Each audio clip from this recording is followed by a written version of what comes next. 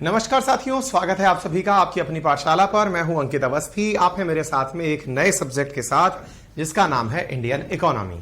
आइए स्वागत करते हैं सभी साथियों का इस बेहतरीन सब्जेक्ट में। और सब्जेक्ट बेहतरीन इसलिए है क्योंकि देश में जो भी घटित हो रहा है वो, या फिर जो भी किया जा रहा है, यानी कि भविष्य की प्लानिंग है, उसमें कहीं ना कहीं केंद्र में अर्थव्यवस्था ही होती है। देश की तरक्की का पैमाना अगर आपको लगाना होता है तो भी आप यही सुनकर लगाते हैं कि देश कितने ट्रिलियन की इकोनॉमी बन चुका है, देश कितने ट्रिलियन की इकोनॉमी बनने वाला है। सरकारों ने अगर कुछ किया भी है तो क्या सरकारों ने उस इकोनॉमी तक पहुंचने का कोई प्रयास किया है, वगैरह वगैरह। यानी कि इंडियन इकोनॉमी अपने आप में एक बहुत बड़ा पार्ट प्ले करने जाता है आपकी पूरे की पूरे जो वर्तमान में परिदृश्य बन रहे हैं उसमें। तो इंडियन इकोनॉमी की शुरुआत हम करते हैं और आपको बताते हैं कि अर्थव्यवस्था असल मायने में, देखिए मैं आपको वो सब चीजें नहीं बताऊंगा अर्थव्यवस्था की परिभाषा किसने दी, क्या दी। मेरा यहां पर जो मकसद है वो आपका फाउंडेशन बनाना है। फाउंडेशन बनाते समय कंटेंट की या फिर कंसेप्ट की क्लैरिटी होना, एग्जाम पर्सपेक्टिव से आपको क्या पढ़ना है क्या नहीं पढ़ना है वो समझाना। आप में से कुछ साथी हो सकता है कि तमाम तरह की विश लिस्ट लेकर बैठे रहें अंत में कि सर ये चीज भी बता देते तो अच्छा होता, ये चीज भी बता देते तो अच्छा होता। जीवन पर्यंत भी अगर किसी एक सब्जेक्ट को पढ़ा जाए तो शायद वो साल छोटे पड़ सकते हैं।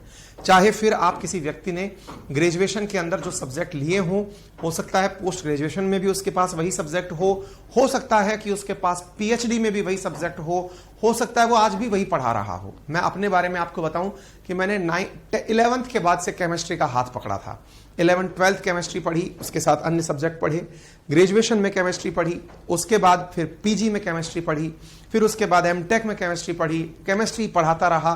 तो सब्जेक्ट कभी खत्म ना होने वाली चीज है, हर बार उसमें कुछ नया जुड़ता चला जाता है और इच्छाएं अपरंपार हैं। तो कहीं लिमिट आपको लगानी पड़ेगी और वो जो कहीं पर लिमिट लगती हैं उन लिमिट को लगाने के लिए मैं आपके सामने प्रेजेंट हूं ताकि आपको ये समझ में आए कि आपको कितना ही पढ़ना है। देखिए यहां पर ये जानना बहुत ज्यादा आपके लिए जरूरी होता है।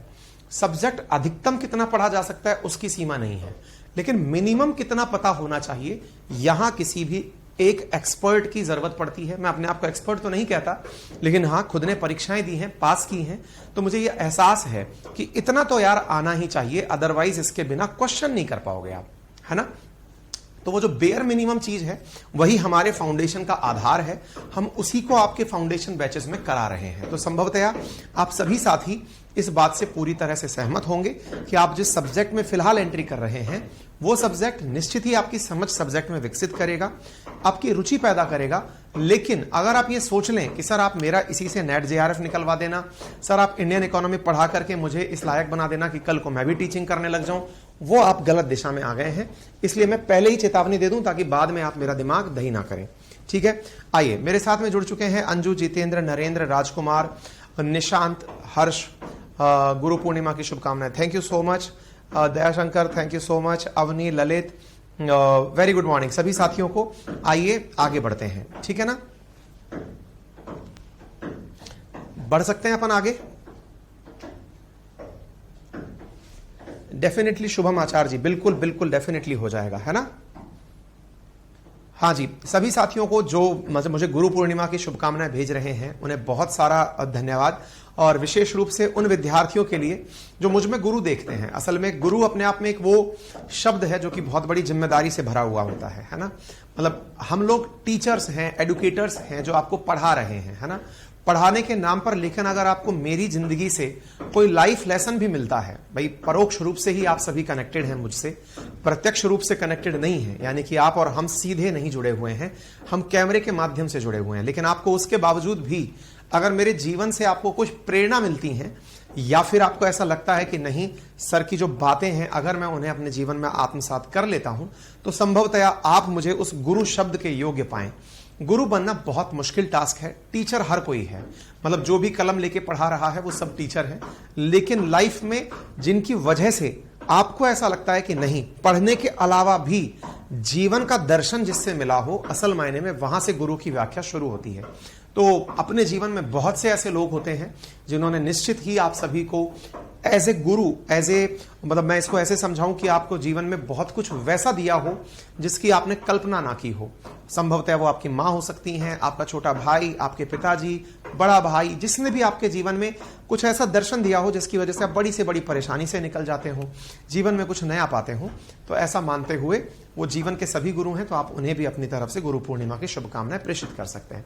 तो चलिए इसी के साथ अपन आज के सेशन में आगे बढ़ते हैं। तो जैसा आप सभी को यहां दिख रहा है, दैट इज इंडियन इकोनॉमी। क्या है इकोनॉमी, किस तरह से इकोनॉमी चलती है, क्या बातें की जानी है। तो चलिए इकोनॉमी जब शुरू करते हैं तो सबसे पहला जो मुकाबला होता है वो दुनिया की सबसे बड़ी लड़ाई से होता है। दुनिया की कौन सी लड़ाई? जो सबसे लंबे समय तक चली हुई लड़ाई थी। कौन सी लड़ाई थी? शीत युद्ध। शीत युद्ध जो है वो इकोनॉमी की एक बहुत बड़ी परिभाषा से शुरू हुआ था। इसी वजह से मैं अर्थव्यवस्था के प्रकार में आपको माइक्रो और मैक्रो ना पढ़ाकर साम्यवाद और पूंजीवाद पढ़ा रहा हूं। मैं आपको कॉलेज के एजुकेशन की तैयारी नहीं करा रहा हूं, मैं आपको वो चीजें पढ़ा रहा हूं जिनकी वजह से यह समझ में आने लगे कि हाँ यार, असली दुनिया में कहां से, मतलब डे पॉइंट नंबर 1 से ही अपन जहां से चर्चाएं शुरू करेंगे उनके बारे में हम आपको आज ही लेकर चल रहे हैं। कंटेंट में क्या होने वाला है, तो हम कंटेंट के अंदर आपको बता रहे हैं कि type of economies, capitalist economy क्या है, इकोनॉमिस्ट सोशलिस्ट इकोनॉमी क्या है, मिक्स्ड इकोनॉमी क्या है, मिक्स्ड इकोनॉमी के अंदर प्रोडक्शन क्या होता है, फिर जो बेसिक शब्द हैं कि मांग और आपूर्ति क्या है, डिमांड और सप्लाई क्या है, डिमांड और सप्लाई से किस प्रकार से चीजें प्रभावित होती हैं, डिमांड और सप्लाई से महंगाई का क्या संबंध है, मांग को कंट्रोल करने के लिए आरबीआई का क्या लेना देना है, लिक्विडिटी क्या होती है, इजी लिक्विडिटी क्या है, गवर्नमेंट की पॉलिसीज कैसी कैसी होती हैं, फिस्कल पॉलिसी क्या होती है, मॉनेटरी पॉलिसी क्या होती है, फिस्कल पॉलिसी और मॉनेटरी पॉलिसी में बेसिक अंतर क्या है, इनको समझने के साथ साथ मतलब डिमांड, मांग का नियम क्या है, आपूर्ति का नियम क्या है, ये कुछ बेसिक चीजें हैं जिन्हें हम आज के सेशन में, मतलब ये बिल्कुल फाउंडेशन है जिसको आप आज के सेशन में समझेंगे और बहुत अच्छे से क्लियर कर पाएंगे। शुरुआत से शुरू करते हैं। जब चर्चा हो अर्थव्यवस्था की, तो अर्थव्यवस्था में हमने कहा कि दुनिया का सबसे बेसिक जो कंसेप्ट है जहां से लेकर के लड़ाइयां शुरू हुई थी वो थी औद्योगिक क्रांति से। देखिए अक्सर ये माना जाता है कि विद्यार्थी जब पढ़ना शुरू करे तो पढ़ने का सही तरीका क्या होता है, मतलब अगर किसी व्यक्ति को सब्जेक्ट में अध्ययन में रुचि लेनी है, खुद से अगर कभी पढ़ाई करनी है, मतलब ये तो आज तो हम पढ़ा रहे हैं तो आपकी हर जगह मदद कर देते हैं, हर चीजों को रिलेट कर देते हैं, लेकिन अगर किसी को वास्तविकता में सब कुछ शुरू से पढ़ना हो तो वो शुरू करे सबसे पहले हिस्ट्री से। कोई भी विद्यार्थी जीवन में अगर कुछ भी करना चाहता है तो शुरुआती सब्जेक्ट जो उसका हो वो कौन सा होना चाहिए? हिस्ट्री होना चाहिए। बोले सर ऐसा क्यों कह रहे हो? क्योंकि हिस्ट्री के बहुत सारे आयाम हैं। बहुत सारे आयाम हैं मतलब आपके अपने क्षेत्र की हिस्ट्री, जैसे मैं राजस्थान का रहने वाला हूं तो राजस्थान की हिस्ट्री, मैं भारत का रहने वाला हूं तो भारत की हिस्ट्री, चूंकि मैं दुनिया का हिस्सा हूं इसलिए विश्व की हिस्ट्री यानी विश्व का इतिहास। बोले क्यों? क्योंकि इतिहास मतलब आप अगर इंडिया और वर्ल्ड के परिप्रेक्ष्य में भी बात करें तो इतिहास आपको बताता है कि आज जो स्थितियां हैं वो बनी कैसे। उदाहरण के लिए इतिहास से आपको यह समझ विकसित होती है कि अर्थव्यवस्थाएं इसने इतने प्रकार की बनी कैसे। तो मैं आपको जहां बिल्कुल मूल रूप से लेकर चल रहा हूं वहां पर मैं लेकर चलता हूं आपको विश्व इतिहास के एक छोटे से परिदृश्य के साथ। आप सबने एक चीज बहुत अच्छे से जानी है, आपको यह लगा होगा, पता भी चला होगा कि सन 1700 से 1800 के बीच में भारत में अंग्रेजों का गजब तरीके से आगमन हुआ। लेकिन क्या कभी आपने विचार किया है कि अंग्रेजों का आगमन 1700 से 1800 के बीच में ही क्यों हुआ, उससे पहले क्यों नहीं हुआ? सर आपने एक स्टोरी पढ़ाई थी हमें कुस्तुनतुनिया की, कॉन्स्टेंटिनोपोलिस पर कब्जा हो गया था ऑटोमन एम्पायर का, इसी वजह से ये लोग आए थे। मैंने कहा अच्छा, तो मैंने कहा अगर आपको वो एक बार के लिए फैक्टर हटा दिया जाए, क्योंकि केवल इस वजह से कि किसी रास्ते पे किसी का कंट्रोल हो गया तो दूसरा रास्ता खोज लिया, वो एक अपने आप में व्याख्या हो सकती है, लेकिन फिर भी अंग्रेजों ने ही ऐसा क्यों किया? क्या भारत वालों में यह इच्छा पैदा नहीं हुई थी क्या कि हम जाकर के यूरोप को खोजें? क्यों? क्योंकि अल्टीमेटली माल तो हमारा बिक रहा है, अंग्रेज ही हमें खोजते हुए क्यों आए? बड़ा सवाल है। इसके पीछे का आधार ढूंढा जाए तो पता चलता है कि यूरोप में औद्योगिक क्रांति की शुरुआत हो चुकी थी। औद्योगिक क्रांति कैसे शुरू हुई? उद्योग धंधों में अचानक वृद्धि कैसे हुई? इसके पीछे अगर हम चलें तो फिर पता चलता है कि विश्व हिस्ट्री में यानी कि वर्ल्ड इतिहास में सन 1600 और 1500 में, 1500 से 1700 के बीच में पुनर्जागरण हुआ था। अब ये पुनर्जागरण क्या था?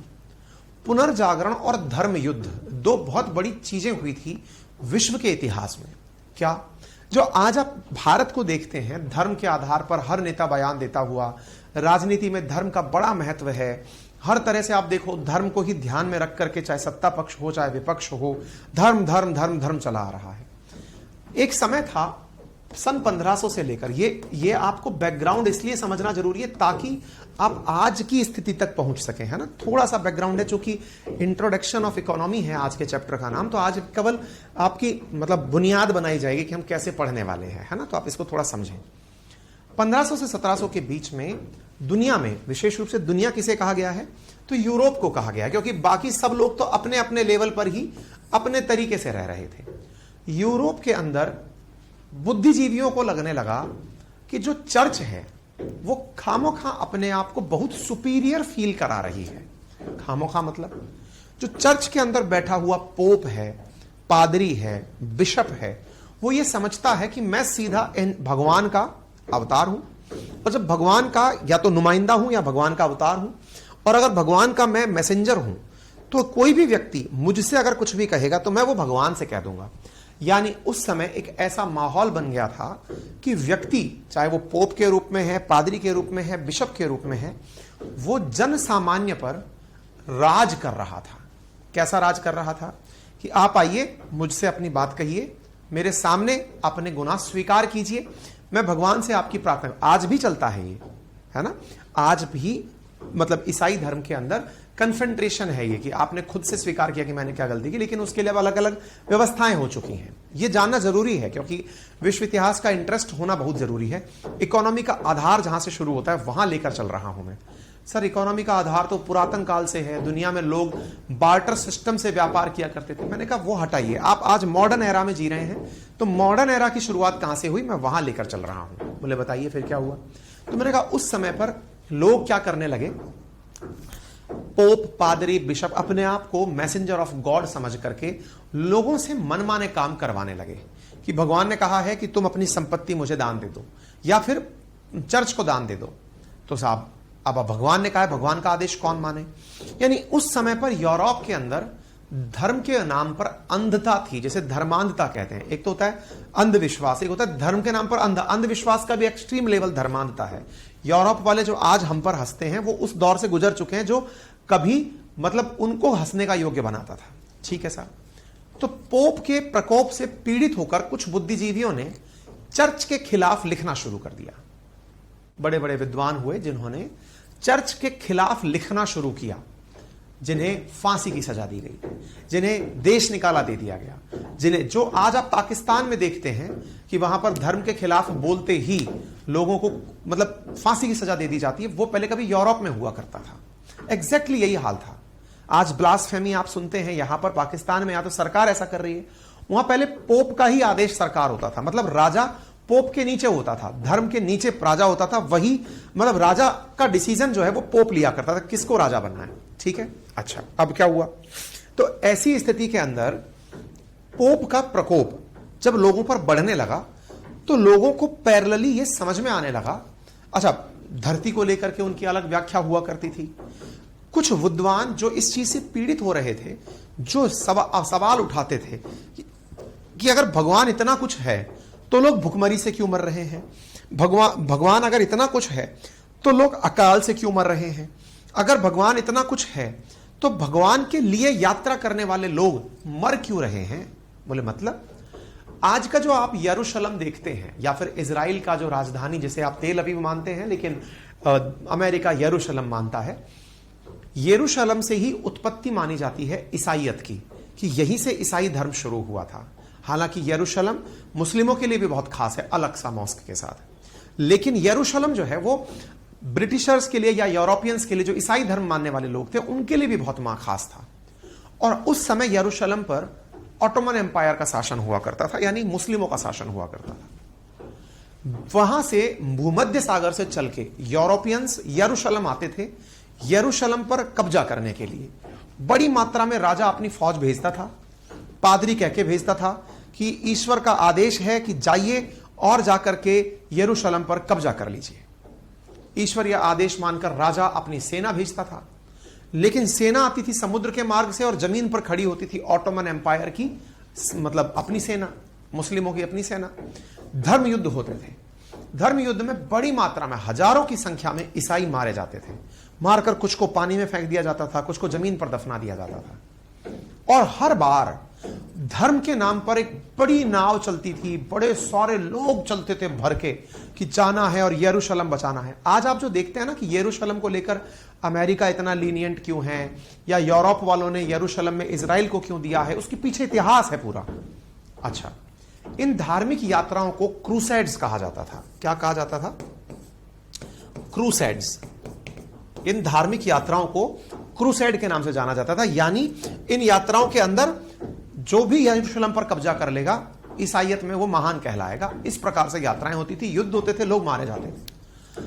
युद्ध में लोग मरते थे तो जो लोग पीछे रह जाते थे यार, जिनका परिवार जिनका पीछे छूट गया, जो लोग पीड़ित रह गए, वो लोग चर्चा करते थे कि अगर भगवान है, अगर खुद गॉड ये चाहता है कि हम यरूशलेम पर कब्जा करें, तो यरूशलेम पर जाते समय हमारी मृत्यु क्यों हो जाती है? यानी क्रूसेड्स के कारण हमारी मृत्यु क्यों हो जाती है? इस बात को लेकर के यूरोप में एक चेतना पैदा होने लगी, एक अवेयरनेस पैदा होने लगी कि यार गजब बात है। मतलब यहां पर हम जाते हैं, जाकर के फतेह करने, पता चलता है हमारी हत्या रास्ते में हो जा रही है। तो बोले भगवान नहीं है। भगवान नहीं है ये मत धीरे धीरे बनने लगा। आपको मालूम होगा, आप कल परसों अगर आपने फ्रांस के ऊपर मैंने वीडियो डाला था, फ्रांस में स्थिति थोड़ी बिगड़ी थी, तो मैंने फ्रांस की आपको रिलीजियस डेमोग्राफी दिखाई थी कि फ्रांस में कौन से धर्म को मानने वाले लोग ज्यादा हैं। मैंने एक नंबरिंग दिखाई थी, अगर आपने देखी हो तो। उसमें मैंने आपको दिखाया था कि फ्रांस में 30% लोग ऐसे हैं जो भगवान को आज भी नहीं मानते। यानी वो कहते हैं कि हमारा कोई रिलीजन नहीं है, ना हम ईसाई हैं, ना हम मुस्लिम हैं, ना हिंदू हैं, ना कुछ नहीं है, हम धर्म मानते ही नहीं है। आप सोचकर देखिए कि लोगों के अंदर क्या हुआ। लोगों के अंदर एक अविश्वास पैदा हुआ। लोगों में यह स्थिति बनने लगी कि भगवान नामक कोई चीज है ही नहीं। भगवान नामक जब चीजें पैदा है ही नहीं, तो कुछ लोग खड़े होकर इस बात का विरोध करने लगे कि भगवान नहीं है तो तुम लोग प्रोपेगेंडा क्यों करते हो कि भगवान है, भगवान है। इस प्रकार से जो लोग भगवान के नाम पर, जो लोग मतलब जो कैथोलिक चर्च अपना माहौल बना रही थी, उनका विरोध करने के लिए जो लोग खड़े हुए, उन्हें प्रोटेस्टेंट्स कहा गया। इसीलिए कई बार आप देखते हैं किसी देश की डेमोग्राफी में, आप अगर फ्रांस को भी देखेंगे तो उसमें प्रोटेस्टेंट्स की संख्या अलग परसेंटेज में है, उसमें आप देखेंगे कि कैथोलिक्स की संख्या अलग परसेंटेज में है, सब ईसाई। लेकिन उन्होंने से कुछ ने अपना लिया कि नहीं, हम कैथोलिक चर्च की बात नहीं मानेंगे, हम थोड़ा रीजनिंग से चलेंगे, हम थोड़ा दिमाग लगाकर चलेंगे। ऐसे ही कुछ लोग आए जिन्होंने कहा कि हम मानते ही नहीं है कि भगवान है, हम कुछ भी फेथ नहीं रखेंगे। आपने इस तरह की चीजें सुनी होगी। यरूशलेम मीन्स शिवम इजराइल के अंदर है, क्या मतलब इसमें मीन्स क्या होता है? विशाल राज, बिल्कुल फॉर्म जब अभी हाँ सिखा देंगे हम कैसे भरें, फॉर्म भी बता देंगे आपको। ठीक है, ठीक है। तो उम्मीद है आपको ये बात यहां तक समझ में आ रही होगी कि क्या कहानी हुई। अब जो लोग भगवान नहीं मान रहे थे, उनमें एक अलग चेतना जगी, और वो क्या थी? तार्किकता की चेतना, रीजनिंग की चेतना, अपने आप को इस तरह से व्यक्त करने की चेतना कि हम भगवान नहीं, हम साइंस को मानते हैं। बोले साइंस को मानते हैं मतलब? बोले धरती गोल है। यह बात कहने में पोप को डर क्यों लगता है? पृथ्वी पर किसी और कारण नहीं, अपितु गुरुत्वाकर्षण के कारण चीजें नीचे आती हैं, यह बात मानने में पोप को बुरा क्यों लगता है? सूरज पूरब से उगता है, पृथ्वी के चक्कर नहीं लगाता है, यह बात मानने में डर किस बात का है? तो साइंस के आधार पर, तार्किकता के आधार पर प्रोटेस्टेंट्स ने कैथोलिक्स का, जो कि पुरातन जो ईसाई थे, उनका विरोध करना शुरू किया। विरोध करते समय आपको अपने तर्कश में ऐसे तीर जरूर चाहिए होते हैं जो आप तर्क में दे सकें कि देखो तुम झूठ हो और हम सही हैं। जैसे आपने कई बार देखा होगा, कुछ लोग अंधविश्वास का खंडन करने के लिए प्रयोग बताते हैं कि देखिए तुम्हें लगता है कि उन्होंने ऐसा किया और धूम से आग निकल गई, ऐसा नहीं है। सही मायने में एक केमिकल था जो डाला गया, उससे आग निकल गई। कई बार दिखाते हैं कि देखो ये जमीन से अधर उठ करके खड़ा बैठा हुआ है, लेकिन असल मायने में ये स्टैंड पर बैठा हुआ है। देखा होगा ना कुछ लोगों को आपने ऐसा करते हुए। ये दौर चल पड़ा यूरोप में, और दौर इस बात का चल पड़ा कि ये प्रूव करना पड़ेगा कि संसार ईश्वरीय कृपा से नहीं चल रहा है, साइंस से चल रहा है। और इसी दौर को, जिस समय धर्म के खिलाफ धार्मिक क्रांति हो रही थी, उस समय यूरोप में पुनर्जागरण हो रहा था, यानी रेनेसा हो रहा था। लोग तर्क के आधार पर धर्म का विरोध कर रहे थे। यह दौर था 1500 से 1700 के बीच का दौर। 1200 से शुरू हुई थी धार्मिक क्रांति, 1200, 1300, 1400 चल रही है। 1400 से 1600 के बीच में रेनेसा हो रहा है। 1600, 1500 से 1700 के बीच में अब विज्ञान पर निर्भरता बढ़ने लगी। विज्ञान पर निर्भरता बढ़ने लगी तो लोगों का एक सवाल बना, एक दिमाग में मत आया कि विज्ञान क्या कर सकती है। बोले विज्ञान चमत्कार कर सकती है। रियल चमत्कार तो साइंस करती है। तो ऐसी स्थिति में यूरोप के अंदर साइंस की रिसर्च होने लगी। क्यों? क्योंकि अल्टीमेटली लोगों को यह प्रूव करना था कि ये जो पोप है ये गलत है। उस प्रूव करते करते यूरोप ने गजब तरीके के इन्वेंशन किए। जहां तहां जो चीज देखे यूरोप में लहर निकल पड़ी हर चीज को प्रूव करने की। लेकिन साइंस ने जब ये चीज दिखा दी कि भाप से इंजन चल सकता है, टेलीफोन टेलीग्राफ में हो सकता है, आग लगाई जा सकती है, पहिया बनाया जा सकता है, मोटर बनाई जा सकती है, स्टीम इंजन बनाया जा सकता है, रेडियो बनाया जा सकता है, कंपास बनाया जा सकता है। जब ये चीजें बनने लगी यूरोप में तो उन्हें अब मूल रूप से आवश्यकता पड़ी किस बात की कि यार हमें अब इस चीज को पूरी दुनिया को देना है। साइंस में अगर आपने एक शब्द सुना हो जिसका नाम होता है कॉपीराइट। कॉपीराइट होता क्या है? कॉपीराइट होता है कि भाई आपने अगर कोई चीज बना ली उसका पेटेंट कराइए या कॉपीराइट। अगर आपने लिखित में कोई काम किया तो कॉपीराइट लीजिए, अगर कोई चीज नई इन्वेंट की है तो आप उसका पेटेंट लीजिए। तो पेटेंट के आधार पर उसका प्रोडक्शन शुरू किया जाए। आज सुनते हैं आप इस बात को। यूरोपियंस ने उस समय इस चीज के बारे में यह समझ लिया था कि दुनिया में किसी को नहीं पता है कि यह बनता कैसे है। आवश्यकता किस चीज की है? आवश्यकता है कच्चे माल की। अब यह कच्चा माल कहां से मिलेगा? कच्चा माल कहां से मिलेगा? इसके लिए उन्हें आवश्यकता पड़ी ऐसे देशों की जो भारत की तरह समृद्ध थे खेती में, जिसमें भारत है, इंडोनेशिया है, चीन है। ये सारे वो देश थे। मैंने आपसे कहा ना, कच्चे माल की तलाश में भी भारत आए थे पुर्तगाली। तो अंग्रेज जो हैं वो कच्चे माल की तलाश में जब भारत पहुंचे, आपको दौर याद करिए 1498 के अराउंड, 1500 के आसपास, वहां पर ये रिसर्च कंपास वंपास की तब तक हो चुकी थी। कच्चे माल की तलाश में बोले कच्चा माल लो। तो आपने कई बार सुना होगा ना, अंग्रेज क्या किया करते थे? इंडिया से कच्चा माल लेते थे, लेकर वहां जाते थे, उसे मशीनों से पक्के माल में बदलते थे और फिर बेचने निकल आते थे। तो कच्चा माल ले जाना है, वहीं से बनाकर उसे वापस पका हुआ माल बनाकर मार्केट में बेचना है। इसके लिए उन्होंने कितना संघर्ष किया यह आपको पता चला। अब देखिए, यूरोप की पहली कमी आपको यहां से पता चल गई, और वो क्या थी? कच्चा माल नहीं था। सर आपने ये स्टोरी क्यों सुनाई? मैंने कहा बस आ जाओ, अब आप बिल्कुल नजदीक आ चुके हो, अब आपको ये चीजें समझ में आने वाली हैं कि ये सारी स्टोरी क्यों सुनाई। कच्चा माल कहां से मिल रहा था? कच्चा माल मिल रहा था एशिया से, अफ्रीका से। ठीक है, बाकी चीजें इनके पास थी नहीं। अमेरिका से थोड़ा बहुत कच्चा माल था। ले जा कौन रहा था? यूरोप वाले ले जा रहे थे। अब इनके पास दूसरी बड़ी किल्लत क्या थी पता है आपको? दूसरी बड़ी किल्लत थी इनके पास लोगों की, पीपल, लेबर। इनके पास जो चीज नहीं थी वो क्या था? लेबर नहीं था। काम करने के लिए मजदूर नहीं था। क्यों? जनसंख्या इतनी सी है। आज जाकर के 6.7 करोड़ पॉपुलेशन है फ्रांस की। इतनी तो राजस्थान की पॉपुलेशन थी वर्ष 2011 में। आज तो पता नहीं हमारी 8 करोड़ टच कर गई होगी। अंदाजा लगाइए, 6.7 करोड़ पॉपुलेशन फ्रांस की आज है। कल परसों के न्यूज में पढ़ा है ना अपन ने।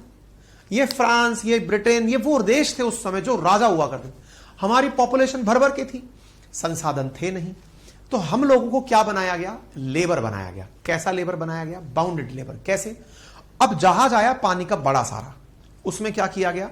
यहां से उठाए लेबर, बोले चलाओ जहाज। जहाज चलाने के लिए पहले तो हमको एज ए लेबर रखा गया।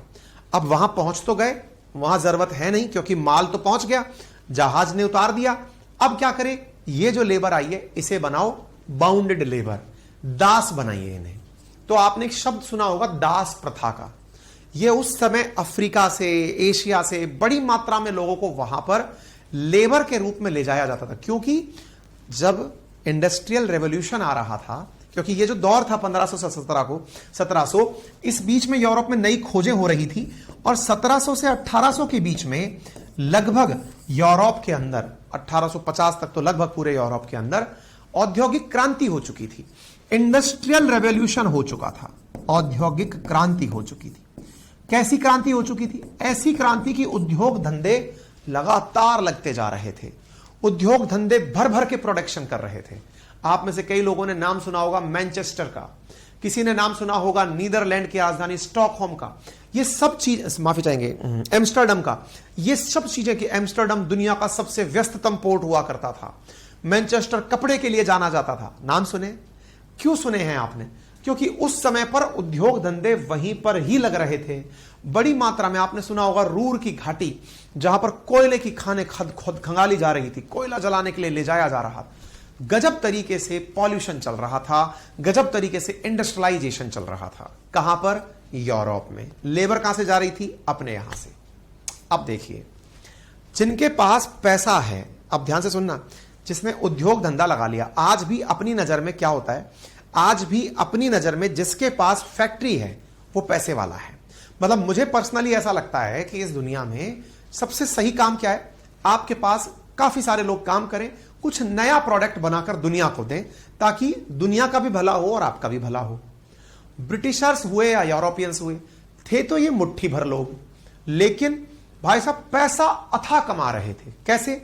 माल बनता, लोड करते, और लोड करके इन्हीं मार्केट में बेचने आ जाते। इंडियन मार्केट में, एशियन मार्केट में, यूरोप के अलावा जितने भी मार्केट थे सब में, तो उससे खूब पैसा कमाते। तो उनके हाथ में एक तरह से अलादीन का चिराग लग गया था, ये औद्योगिक क्रांति। इसने यूरोप को भर भर के पैसा दिया, इतना पैसा कि हर आदमी कोई ना कोई तो उद्योग धंधा चला ही रहा है, और नहीं चला रहा है तो कोई नाव बना रहा है, कोई जहाज बना रहा है, और कुछ नहीं कर रहा है तो कोई लेबर का ठेकेदार हो रखा है। यानी कि लेबर कोई नहीं बचा, सब मालिक बच गए। आज आप सोचिए, हमारे राजस्थान के अंदर एक शहर है जिसका नाम है कोटा। कोटा में लगभग 2.5 लाख से अधिक बच्चा पढ़ने आता है, जो कि औसतन 1 लाख रुपए फीस खर्च करता है। 2.5 लाख गुणा 1 लाख करके देखिए, 2.5 के पीछे की 5 जीरो, 10 जीरो, मतलब कम से कम 2,500 करोड़ का टर्नओवर केवल कोटा सिटी का है। वो कोचिंग को पे करता है इतना अमाउंट। जितना अमाउंट वो पे कर रहा है उससे भी अधिक अमाउंट वो रहने पर और खाने पर खर्च कर रहा है। तो जो कोटा के लोकल लोग हैं, अब वो नौकरी नहीं करते हैं, या तो उनके पास जो कोचिंग एरिया है वहां के लोग, या तो उन्होंने अपने घरों के अंदर हॉस्टल्स बना लिए हैं, बढ़िया 10-10 हजार रुपए में कमरा देते हैं। जिसके पास हॉस्टल का पैसा नहीं था वो मैस चला रहा है, जिसके पास मैस भी नहीं थी वो ब्रोकर बना हुआ घूम रहा है कि भाई साहब फलानी जगह हॉस्टल है, ले लीजिए। वो भी नहीं कर पा रहा है तो कोई रिक्शा चला रहा है, और कुछ नहीं तो कोई पनवाड़ी बना बैठा है, कोई चाय का दुकान बना बैठा है। नौकरी नहीं कर रहा है, सब धंधा कर रहे हैं। क्या आपको बात समझ? नौकरी क्या होती है? किसी के पास जाके नौकरी कर, सब धंधे वाले हैं। नौकरी तो बाहर के लोग जाके कर रहे हैं। इसका मतलब क्या हुआ? इसका मतलब यह हुआ कि जब धन आता है ना, तो हर आदमी सोचता है कि मैं अपना मालिक खुद बनूं, और मैं अपना मालिक खुद बनूं, अपने साथ लोगों को जोड़ूं और फिर काम कराऊं। तो यूरोप में लगभग हर आदमी जिसके पास धन था वो इस प्रकार का काम करता चला जा रहा था। लेकिन क्या यूरोप का हर आदमी इतना ही बुद्धिमान था? नहीं सर, ऐसा भी नहीं हो सकता। इसका मतलब यूरोप में भी 2 प्रकार की चीजें बन गई। कैसी? जैसे हमारे कोटा में बन गई, एक नया कोटा, एक पुराना कोटा। नया कोटा वो है जहां पर कोचिंग ही कोचिंग है, एक पुराना कोटा वो है जहां कोचिंग वाले गए ही नहीं, पुरानी तरफ है। वहां के लोग आज भी स्ट्रगल कर रहे हैं, मैक्सिमम लोग मतलब नौकरी कर रहे हैं, कुल मिलाकर बात ये। तो फिर क्या हुआ? ऐसे ही यूरोप में भी एक क्लास कन्फ्लिक्ट पैदा होने लगा। कुछ लोग पैसे वाले होने लगे, कुछ लोग गरीब होने लगे। ध्यान से समझिएगा, कुछ लोग क्या होने लगे? पैसे वाले। पैसे वाले कौन होने लगे? जिनके पास दिमाग था, माइंड था। आप कहेंगे माइंड था तो मतलब भाई जिसके पास दिमाग था उसने क्या सोचा कि मैं 4 लोगों को अपने काम में रख लूंगा, इनसे ये काम करवाऊंगा, इससे ये पैसा मिलेगा, इसको ऐसे लगाऊंगा। ये सब दिमागधारी लोग थे, पैसे वाले लोग दिमागधारी लोग थे। आप कहेंगे क्या हर पैसे वाला दिमागधारी होता है? मैंने कहा नहीं, लेकिन हर दिमागधारी पैसे वाला बन जरूर जाता है, ये सत्य है। अगर दिमाग है तो आप भूखा नहीं मरेंगे, आप मिट्टी बेच के भी पैसा कमा लेंगे। और दिमाग नहीं है तो आपको कितना भी पैसा पकड़ा दिया जाए। कहावत है ना अपने, पुत्र कुपुत्र तो क्यों धन संचय और पुत्र सुपुत्र तो क्यों धन संचय। तो वो जो शब्द है ना पुत्र के प्रति कुपुत्र और सुपुत्र, वो बुद्धिमानी से है। अगर दिमाग है तो आपको कुछ करने की आवश्यकता नहीं है, फिर बच्चे खुद अपना काम चला लेते हैं, कुछ ना कुछ करके वो कमा लाएंगे, है ना। अब जनाब यहां पर माइंड से दिमाग में चीजें आने लगी। जिनके पास दिमाग था वो पैसा बढ़िया कमा रहे थे और पैसे से पैसा बना रहे थे। भाई साहब वो बहुत पैसे वाले होते जा रहे थे, यानी कि इतना कि उनके पास पूंजी जमा होती जा रही थी बढ़िया वाली। आज भी अगर आप कभी यूरोप की यात्रा, आज भी टूरिस्ट डेस्टिनेशन के नाम पर यूरोप क्यों चुनते हैं? क्योंकि वहां जाकर के हर चीज हैरान करती है कि यार ये कैसे पॉसिबल है। मतलब ये दुनिया का ये नजारा कैसे संभव है, मतलब ऐसा कैसे, मतलब हर आदमी यही सवाल पूछे, ये कैसे। एक देश है मोनाको नाम से, यूरोप के अंदर, बहुत छोटा सा कंट्री है, इतना छोटा कंट्री है कि शायद गोवा भी उसके आगे बड़ा होगा। वहां पर दुनिया की सबसे ज्यादा सुपर कार पाई जाती है। सुपर कार मतलब लैम्बोर्गिनी से सब ऊपर है, नीचे छोटी मोटी मर्सिडीज बीएमडब्ल्यू छोड़ दो, सुपर कार जिनको कि आप रेसर कार कह सकते हैं, जिनको आप ये कह सकते हैं कि भाई कुछ भी हो सकता है, वो पाई जाती हैं। तो एक्सट्रीम लेवल पैसे वाले लोग बसते हैं वहां पे, दुनिया के सबसे ज्यादा। तो आप वहां जाएंगे तो अचरज में पड़ जाएंगे, यार इतने से लोगों के पास इतना पैसा कैसे आ गया। तो आंसर क्या है, उन्होंने उस जमाने में पैसा कमाया था, उसके बाद उन्होंने इन्वेस्ट कर दिया, अब तो वो जीवन जी रहे हैं। उनके पूर्वजों ने संघर्ष कर लिया, बढ़िया पैसा कमा लिया, अब तो उनका पैसा किसी का होटल में लगा हुआ है, किसी का हवाई जहाज में लगा हुआ है, किसी का रेलगाड़ी में, किसी का बस में, कहीं पैसा लगा हुआ है, पैसा पैसे से पैसा कमा रहा है, वो जिंदगी जीने का काम कर रहे हैं। ठीक है, तो भाई साहब ये जो चीज निकल कर आई, यहां पर एक नया शब्द पैदा हुआ और वो पूंजी वालों का जो जीने का तरीका था वो बना पूंजीवाद। अब आपने एक चीज यहां पर कंक्लूड की हो तो पूरी की पूरी कहानी में शुरुआत कहां से होती है? शुरुआत होती है उद्योग धंधों से। उद्योग धंधे बनने लगे तो उद्योग के जो ऑनर्स थे उनके पास पैसा आने लगा, या और बिजनेस क्लास पैदा होने लगी। वो जो पूरी प्रक्रिया बनती चली गई उसने उद्योग धंधों को बढ़ावा दिया। और ये जो उद्योग धंधों को दिया गया बढ़ावा है, ये दिया गया जो बढ़ावा है, इसी बढ़ावे ने आने वाले समय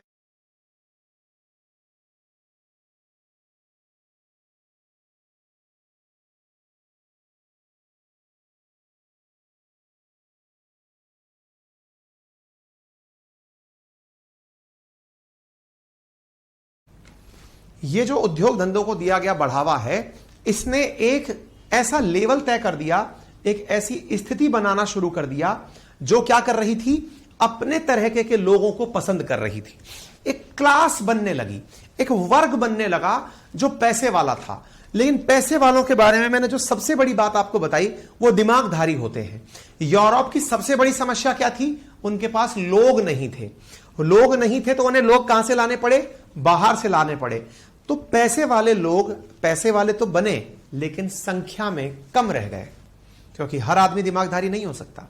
तो संख्या में जो लोग कम रह गए, ध्यान से समझना ये बात बहुत इंपॉर्टेंट है, संख्या में जो लोग कम रह गए वो पूंजीवाद के प्रवर्तक हो गए कि नहीं साहब, पैसे वाला होना चाहिए, दिमागधारी व्यक्ति होना चाहिए, हर व्यक्ति को पैसे से पूर्ण होना चाहिए।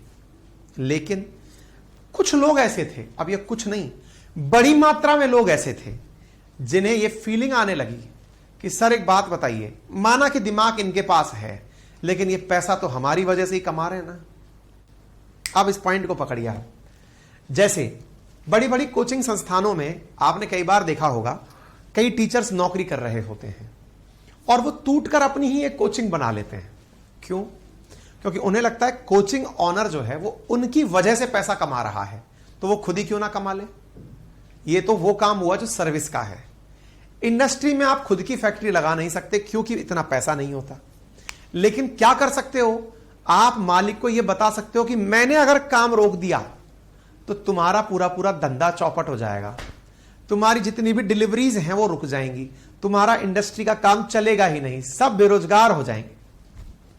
क्या आप मेरी बात समझ पा रहे हैं? इसका मतलब समझ में आया? इसका मतलब यह हुआ कि पैसे वाले लोग तो माइंड वाले थे, पूंजीवादी हो गए।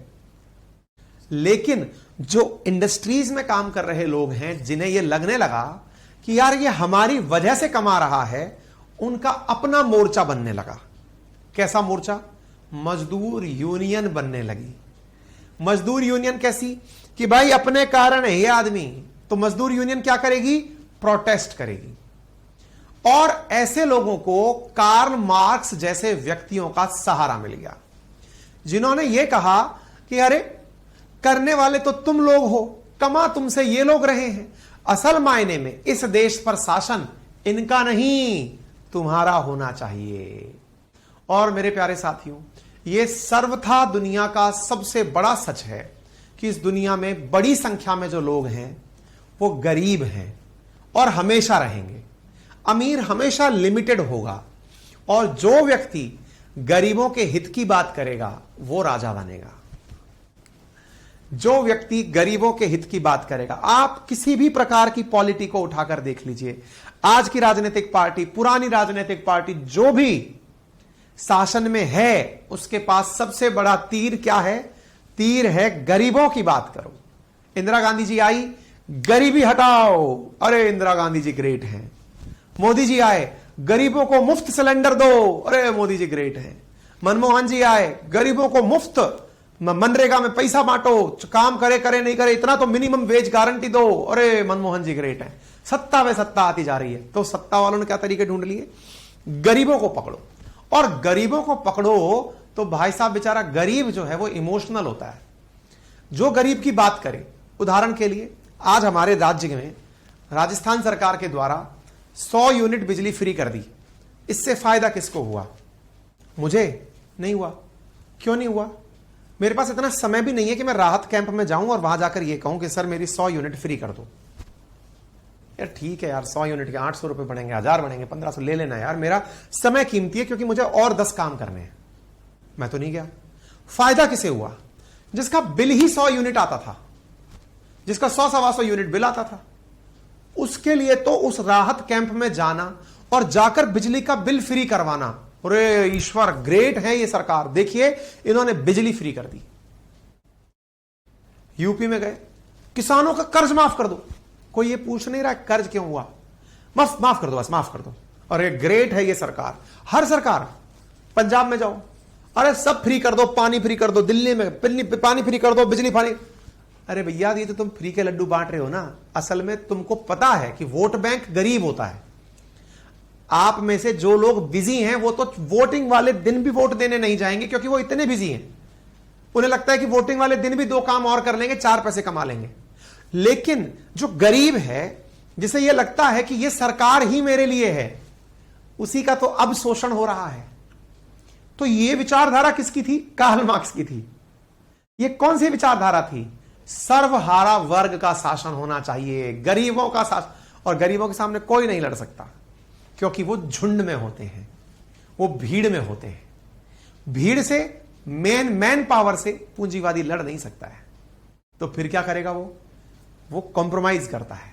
उसे फिर यह समझ में आता है। आज आप भारत की अर्थव्यवस्था को अगर देखें, अपने यहां पर मुश्किल से 1% लोगों के पास देश की 80% अर्थव्यवस्था का रोल है। 10% के पास तो पूरा 90% ही मतलब पैसा है, लेकिन वो फिर भी सेफ क्यों हैं? बढ़िया मकानों में, जहाजों में कैसे घूम पा रहे हैं? इसलिए सेफ हैं क्योंकि उन्हें यह समझ में आ गया कि जो नेते नांगड़े हैं ना, जो बातें बनाते हैं कि गरीबों के लिए ये कर दो, गरीबों के लिए ये कर दो, इन्हीं को ही अपन खरीद लेंगे। नेते नांगलों को पकड़ा ले भाई, 1000 करोड़ पकड़ा, मुंह बंद रखना, 5 साल तक चुपचाप पार्टी चला ले, मेरे ऊपर आंच नहीं आनी चाहिए, सारा काम नीचे मैनेज कर लेना। क्या कभी आपने सुना अपने देश के अंदर कभी अंबानी, अडानी, इनके खिलाफ कोई मजदूर यूनियन प्रोटेस्ट कर रही है? कोई नहीं प्रोटेस्ट कर रही। अगर वो प्रोटेस्ट भी कर रही है तो ले दे के सेटल हो जाएगी। कारण? क्योंकि उनको पता है कि भाई इसने तरीका पकड़ लिया, तो रास्ते निकलते आए। इसका मतलब इसकी शुरुआत कहां से हुई थी? ये कटु सत्य है। इकोनॉमी पढ़ना कितना ज्यादा आपके लिए जरूरी है ना। मतलब आप लोगों ने अभी तक बैठ करके मेरे साथ क्या पढ़ी थी? ज्योग्राफी। तब तक लगता था कि दुनिया में सब कुछ ज्योग्राफी कर रही है। अब जब आप इकोनॉमी में एंट्री कर रहे हो तो थोड़े दिन में आपको यह लगने लगेगा यार दुनिया में तो सब कुछ इकोनॉमी कर रही है कोई और सब्जेक्ट तो कोई रोल रखता ही नहीं है। हाँ भाई, कुछ कहानी में फील आ रहा है कि नहीं आ रहा है? थोड़ा बताइए।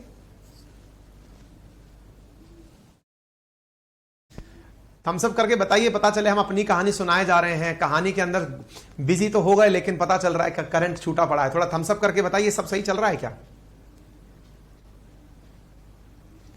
स्टोरी में इंटरेस्ट आया कि नहीं आया, ये बताइए।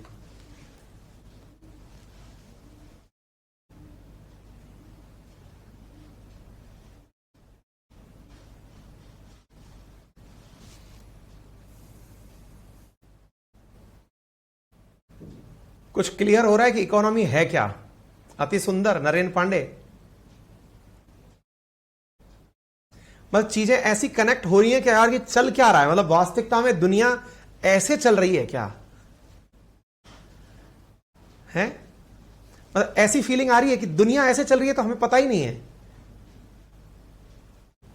दुनिया को कहां से चलाया जा रहा है, कैसे चलाया जा रहा है, ये तो कहानी अलग है।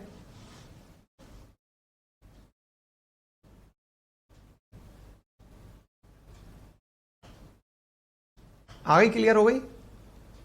चलिए, तो जब आपको यह बात अच्छे से क्लियर हो गई ना, तो अब मैं आपको आगे की बात बताता हूं।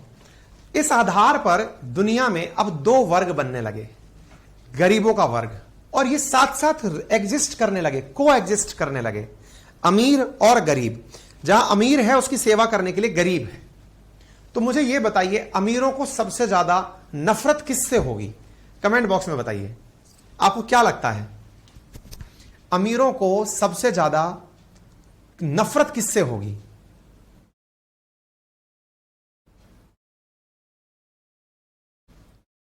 कोई बताए? अमीरों को सबसे ज्यादा नफरत होती है गरीबों से, और गरीबों से भी ज्यादा नफरत होती है गरीबी का प्रचार करने वालों से, उस विचारधारा से जो गरीबों को यह कहती है कि तुम्हारा ही शासन होगा। आज अपने देश में जो भी नेता आपके हितों के विरुद्ध काम करता हो, अगर आप जनरल कास्ट के हैं और कोई नेता आकर कहता है कि आरक्षण बढ़ा दो, जनरल वालों को मिर्ची लग जाती है, अरे यार अब मेरा रहा सहा काम और ये खा गया, लगती है। क्यों आपको लगता है कि यार मेरे को नौकरी मिल सकती थी, आरक्षण बढ़ने से ये भी गई? आपको कौन दुश्मन लगा? जिन्हें आरक्षण मिल रहा है। आरक्षण वालों को क्या बुरा लगे कि उनसे कोई ये कह दे कि तुम्हारा जो रिजर्वेशन है इसमें से अब ये चेक किया जाएगा, जिनके पास सरकारी नौकरी है या जिनके पास पक्का मकान है उन्हें आरक्षण नहीं दिया जाएगा, केवल उन्हें ही आरक्षण दिया जाएगा जिनके पास कच्चे मकान है या सरकारी नौकरी नहीं है। उन्हें मिर्ची लग जाएगी, और ये गरीब बेकार है, और ये व्यक्ति तो बहुत बेकार है जो ऐसी बातें कर रहा है। मतलब जिनको आरक्षण मिला है उनको कौन बुरा लग रहा है? मतलब वो किसको बुरे लग रहे हैं? जिसको नहीं मिला है। फिर जिसको आरक्षण मिल गया है उसे वो बुरा लग रहा है जो उसका हक मारने के लिए आ रहा है। हक की लड़ाई है ना। और जब हक की लड़ाई है तो लड़ाई असल में किस बात की है? इस सोच की है जो इस आधार पर दुनिया को बांट रही है। आज आप और हम ये सोचते हैं कि अमेरिका और रूस एक दूसरे के इतने दुश्मन क्यों हैं? क्योंकि इनकी बुनियाद में सोच की लड़ाई थी। अमेरिका क्या था? अमेरिका पैसे वालों का देश था। अमेरिका में सारे की सारे यूरोप से, दुनिया भर से पैसे वाले लोग जाकर बस गए कि भाई यहां अब और कोई नहीं आएगा। आप सोचिए ना, अमेरिका का जो वर्तमान राष्ट्रपति बराक ओबामा है, वो बाइडेन है, वो अमेरिका का मूल रूप से नहीं है। वो कहां का है? वो रहने वाला तो आयरलैंड का है। वो निकल करके वहां गया था। इससे पहले बराक ओबामा जो था वो कहां का था? वो दूसरे देश का था, कीनिया का वो उसका अफ्रीका के किसी देश का रहने वाला था। मतलब समझ रहे, अमेरिका दुनिया में सबसे ज्यादा पैसे वाले लोगों का सब निकलकर, आज भी अपने देश में सत्या नडेला, सुंदर पिचाई या कोई भी आईआईटीएन बच्चा या आईआईएम में जिसने पढ़ाई कर ली, वो अमेरिका क्यों भागता है? अरे छोड़ो गरीबों को, यहीं अमीरों के साथ चलेंगे, वहीं रहेंगे। अमेरिका थर्ड वर्ल्ड कैसे है?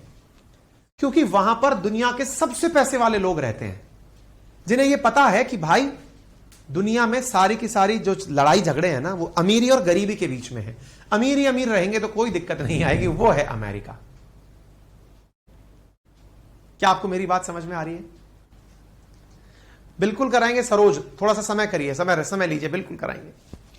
क्या आपको मेरी बात समझ में आ गई? उम्मीद है आपको यह बात क्लियर हो गई होगी। और अगर यह बात क्लियर हो गई होगी तो अब आपको यह भी समझ में आ गया होगा कि असली लड़ाई विचारधारा की होती है, क्योंकि विचारधारा से ही सारे कॉन्फ्लिक्ट क्रिएट होते हैं। आप खुद के ऊपर लेके देखिए ना, अगर कोई भारत में है और भारत में कोई यह कह दे कि भारत को धर्म के आधार पर फिर तोड़ दो, आप यह बताओ क्या आपको खालिस्तानी लोग पसंद हैं जो ये कहते हैं कि खालिस्तान नाम से एक अलग देश बनाओ? क्या आपको जिन्ना आपका रोल मॉडल लगता है जिसने कहा कि पाकिस्तान धर्म के आधार पर एक अलग देश होगा? क्या देश में कोई भी वो व्यक्ति पसंद है जो देश तोड़ने की बात करता हो? नहीं ना।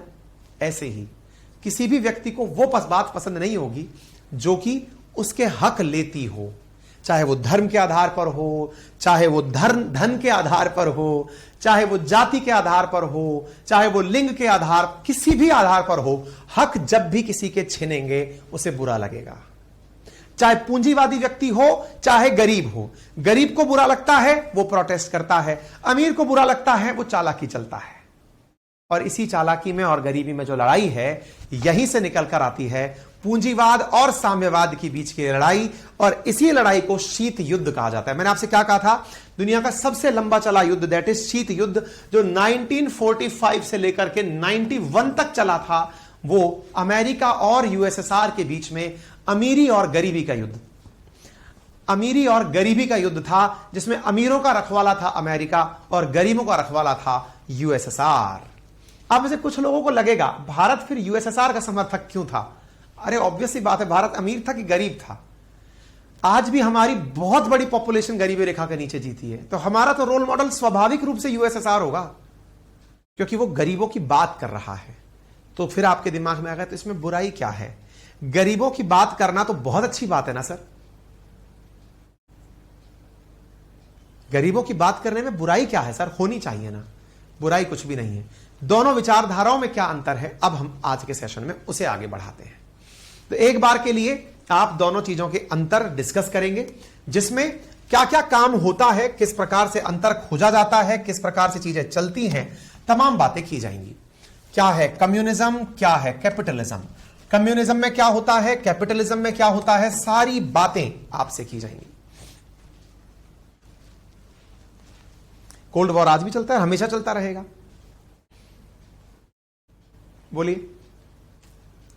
भारत मिश्रित विचारधारा का देश है, बिल्कुल।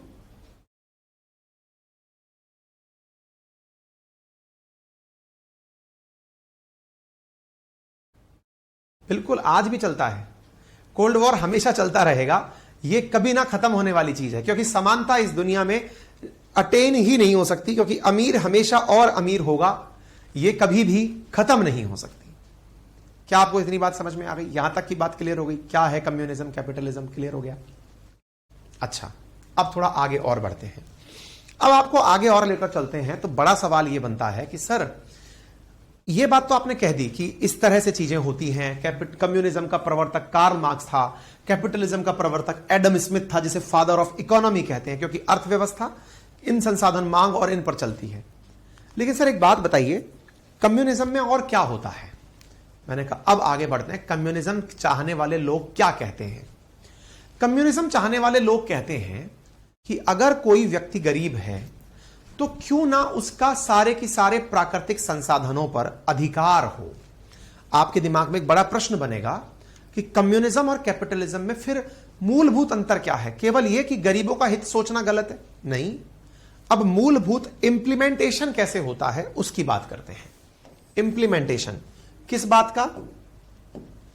इस विचारधारा का इंप्लीमेंटेशन कैसे होता है? कौन सी विचारधारा का?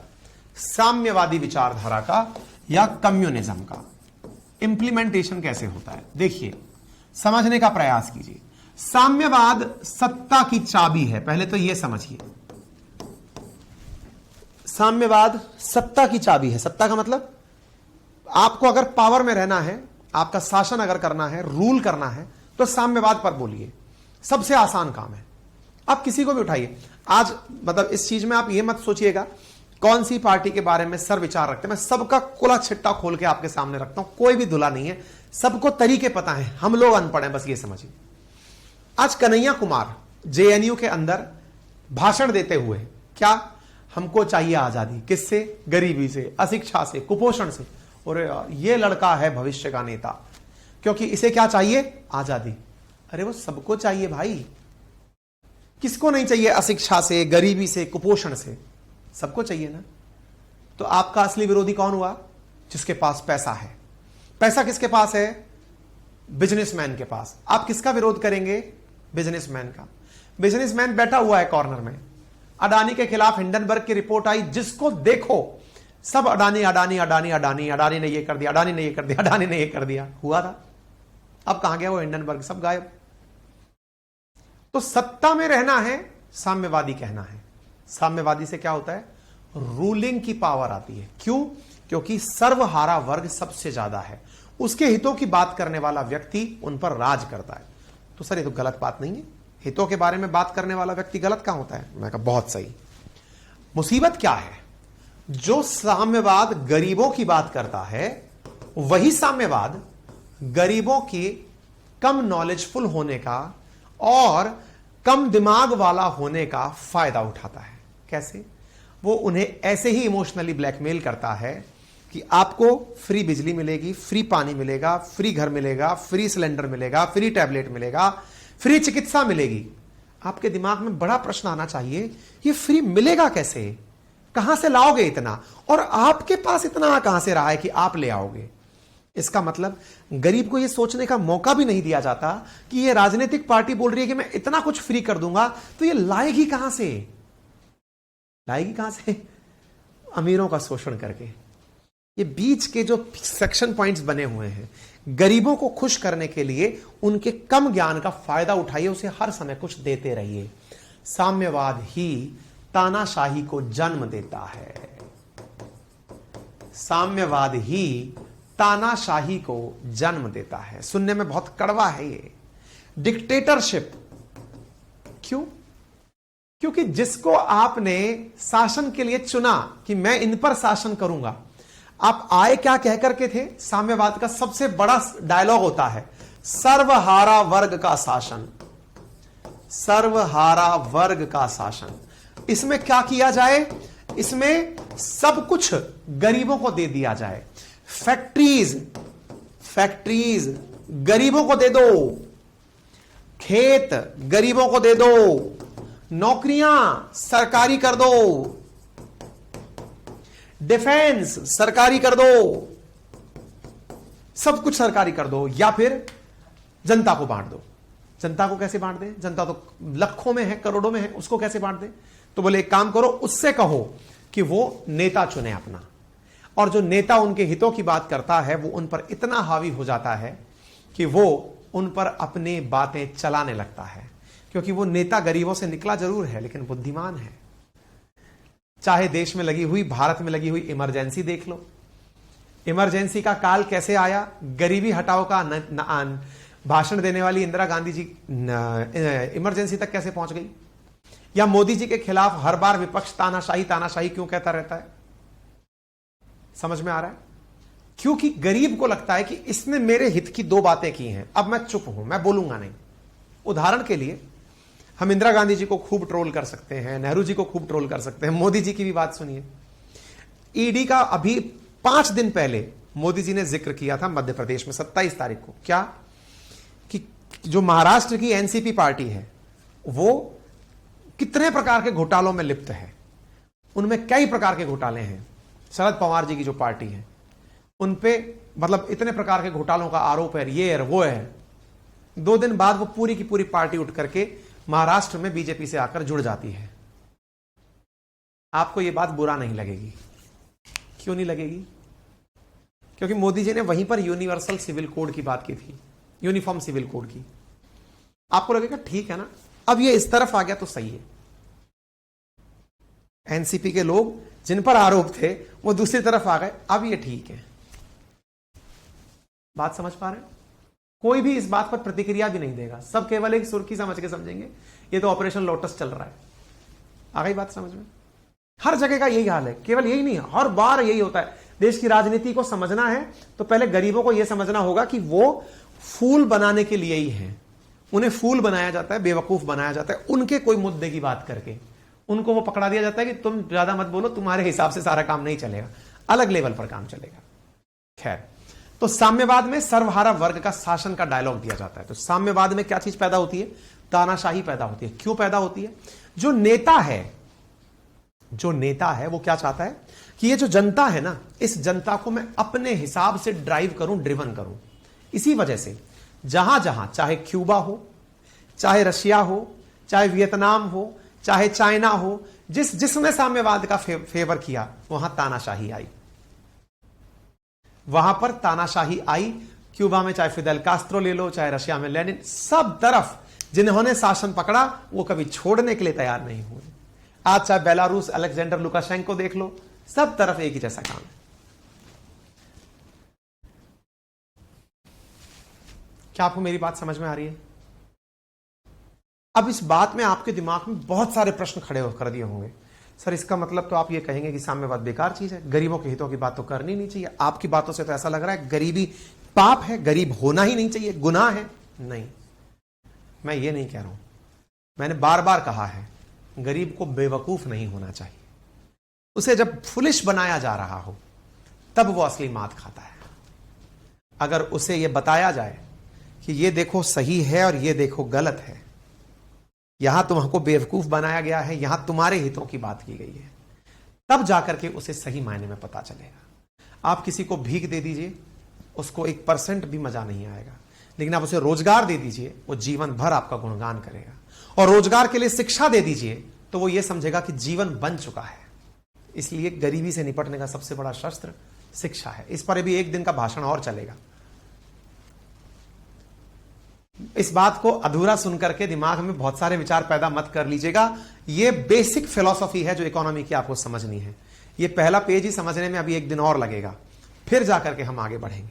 ठीक है, बाकी कंटेंट मैं पूरा की पूरा आपको दिलवा रहा हूं, पढ़िए एक बार आराम से और फिर आगे बढ़ेंगे। अभी के लिए इतना ही।